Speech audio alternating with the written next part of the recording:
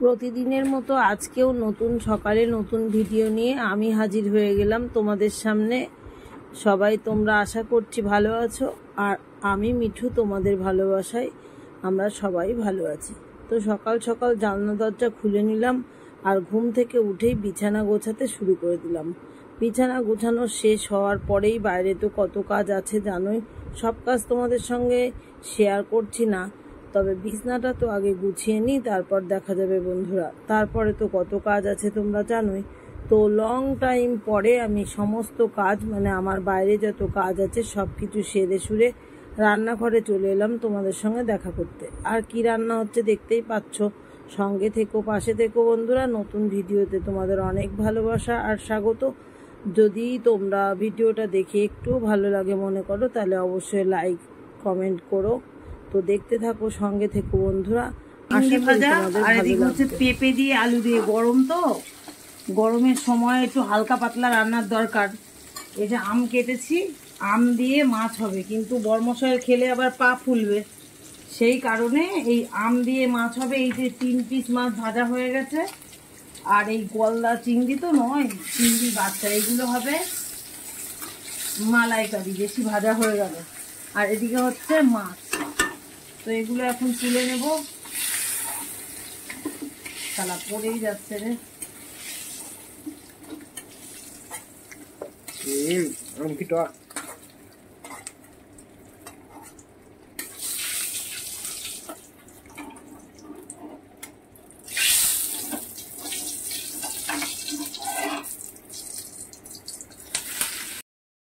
আমি তাড়াহুড়ো করছি কেন বলো তো, রান্নার জন্য যে ননস্টিক কড়ায় অল্প তাতেই খুব হিট হয়ে যায়। আর জিতকে বলেছি যে তুই আমার পাশে দাঁড়া, ও আম নিয়ে দেখো কি করছে, আম নিচ্ছে, খাচ্ছে, বলছে টক হচ্ছে। কি বলবো, একটা কড়াই বাইরে বরমশাই ভাত রান্না করার পরে কচু শাক রান্না করছে, তাই একটা কড়াইয়ের অভাব, সেই কড়াইয়ে আমি বসিয়ে দিচ্ছি এখন রান্না। তাই মনে মনে খুব ব্যস্ত, হাতের কাছে কিছুই গোছানো নেই। তবুও আমি চেষ্টা করছি যে তাড়াতাড়ি কিভাবে করা যায়। তো সর্ষে ফোড়ন দিয়ে দিলাম, আর জিতকে বলছি শুকনো লঙ্কা দে, তো ও আবার আমাকে বলছে ওপরে কৌটো থেকে নামিয়ে নাও।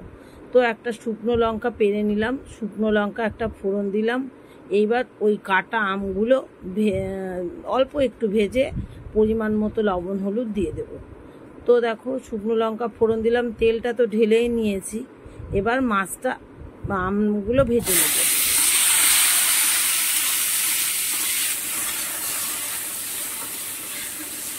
গরম হয়ে গেছে।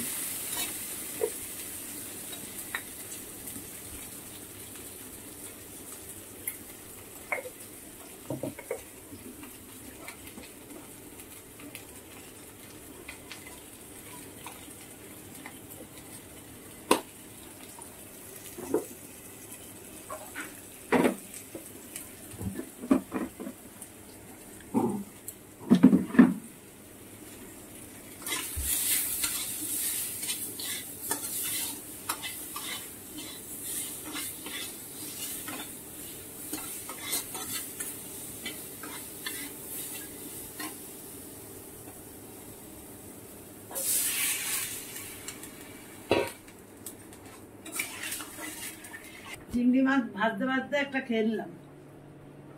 আর এই যে বরমশাই নারকেল কুড়ে দিয়ে গেল। রান্না করতে করতে জিরা নেই, শুভ আবার জিরা কিনে এনে দিল, কারণ ঢালতে পারিনি। তো আজকে রান্না কি কি হচ্ছে বলতো, মাছ দিয়ে আম আর চিংড়ি মাছের মালাইকারি। আর এই আম মাছ খাবে না কেউ, তার জন্য মাছ দিয়ে পেঁপে দিয়ে আলু দিয়ে নর্মাল পাতলা পাতলা ঝোল। আর একটা বিশেষ রান্না হচ্ছে, ভাত হয়ে গেছে, এই দেখো ঝুড়ি রেখেছি, আর কচু শাক ফাইন করে রান্না হয়েছে। এতগুলো মাছের মাথা এনেছে দাদা, ধুয়ে স্টোর করে দিয়েছি ফ্রিজে। 3খানা মাথা দিয়ে এতটুকু কচু শাক রেঁধেছি, একদম না খেয়ে বলছি একেবারে সুন্দর ফাইন। পরে তোমাদের খাওয়ার সময় দেখাচ্ছি। তাই উনানে কি দেখে নিয়ে গেল, তো যা যা। এত কাজের চাপে ব্যস্ত থাকলে যেটা হয়, জিতকে দিয়ে দেখিয়ে দিলাম, দেখো কচু শাক কড়াইয়ের চতুর্দিক দিয়ে ছড়িয়ে রেখেছি। আর উনানে অনেক আগুন, আস্তে আস্তে হচ্ছে কচু শাক, কারণ গ্যাসে করতে অনেক ঝামেলা হয়, উনানে তাড়াতাড়ি হয়।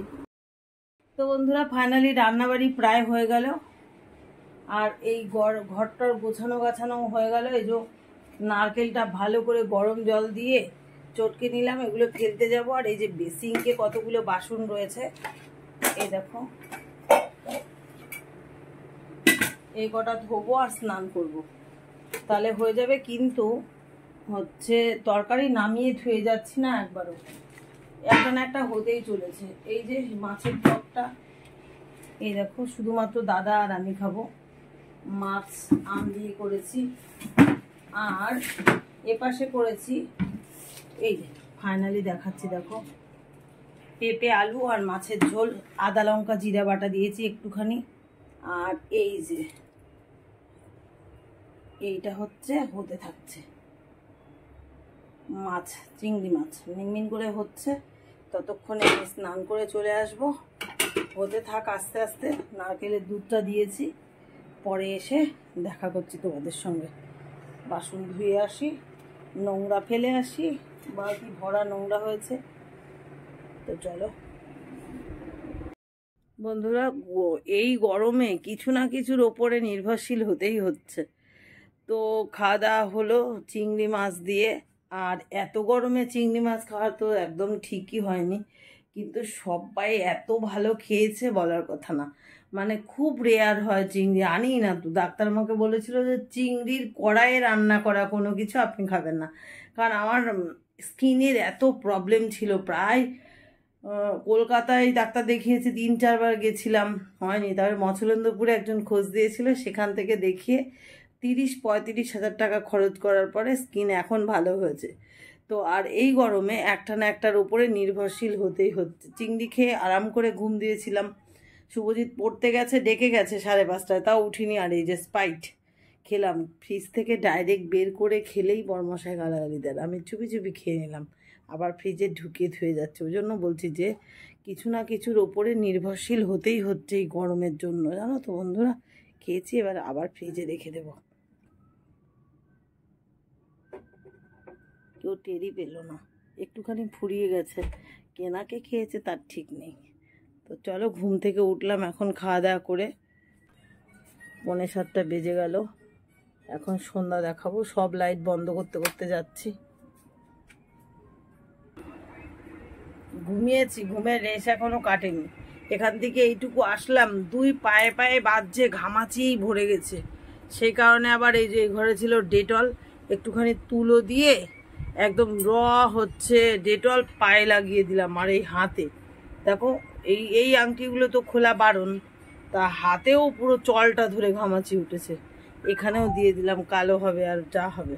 আর বর্মশা একা একা গান শুনছে, আমার মালার গাথার কী সব গান, কিশোর কুমারের কী সব গান হচ্ছে। আর আমি বলছি তাড়াতাড়ি বন্ধ করো। ও বন্ধ করেছে, আর আমি সন্ধ্যা দিতে বসে পড়লাম। এই দেখো, ঠাকুরের বাসন টাসন সব তোলা রয়েছে, আর এখন আমি সন্ধ্যাটা দেবো। বন্ধুরা, কই পাখা বন্ধ করো।